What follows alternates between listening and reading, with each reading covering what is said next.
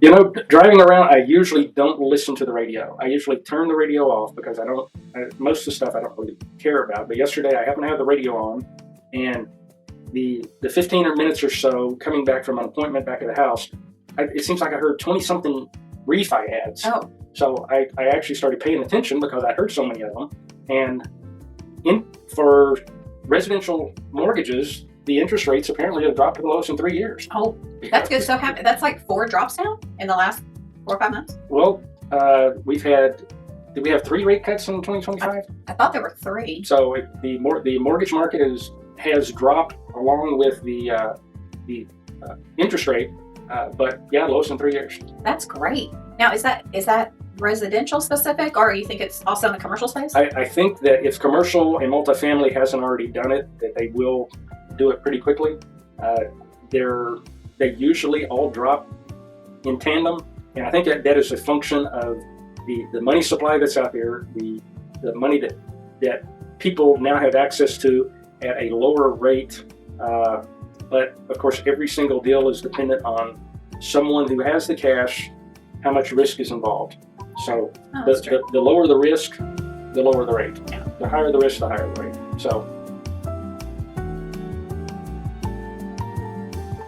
but would you refinance now that the rates are the lowest in 3 years? Yeah. Let us know if that's something that you are looking at for those of you that are homeowners and or looking to purchase in the commercial space or looking to purchase new. I don't know, are the refi rates as good as if you're purchasing new? I think the rate is the same, but it's going to be marketed different. But you've got to read the fine print. There's a lot of communities and new home builders that are offering substantially lower rates to come into a new home, but they're not losing that money on purpose. They're making that money somewhere else. So they're either inflating the cost of the points up the front house or the points up front, or there's something else. Nobody's going to sell you something commercially at a large level and lose money at it. Mm-hmm. So if they're going to give you a much lower rate, they're making the money somewhere else.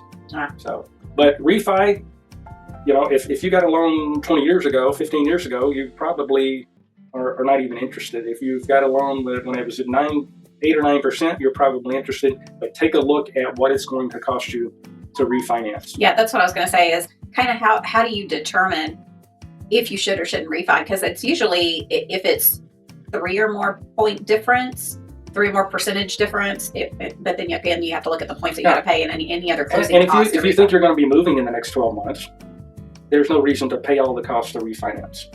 If you like where you are and you're going to stay for a while and your rate is higher than what's being offered now, then look at the cost of going through the process, see how much that is. Yeah, make sure you do your homework. Do the math. Yeah. A shiny new rate isn't always a great thing, but it could be a great thing. And that is an individual determination based on the equity you currently have, how long you think you're going to stay there, what you might use the money for if you're just going to refinance the house. And in a previous episode, I had shown a tool that we've used many times and we still do, the Carl's mortgage calculator. You can always put your information into an app like that and just see what those monthly payments are going to be. What is the principal and interest?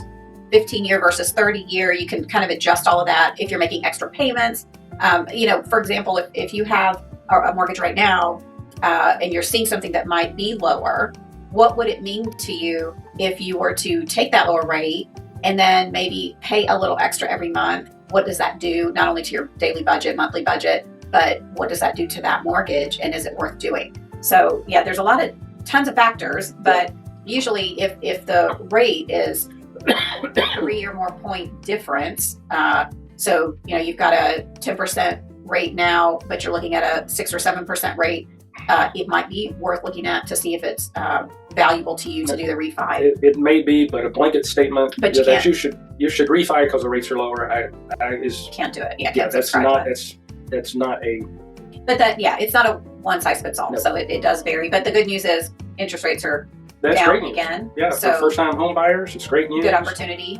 If they bring down the cost of all of the paperwork to actually get into the house, that would be great news. Yeah. To have to spend $4,000 or $5,000 just to go through the title process and the paperwork process, I think is outrageous. But I don't control that part of the industry. I just have to deal with that part of the industry. Right. So, I mean, yeah, we're always learning, and there's always new factors that come into play, and of course some of the laws that get put in place. So all of that you have to consider to decide which way you want to go, or if you don't want to do it at this point. but So, let us know what you think. Yeah. Are you going to take advantage of the new rates, or you like where you're at and you're just going to be happy that brand new owners and people that want to refi can get a lower rate? right. Or if you're selling, it might be a good motivation for people to buy Yep. from you versus another. So because Absolutely. of the rates. So let us know, and don't forget to follow, like, and subscribe. And share.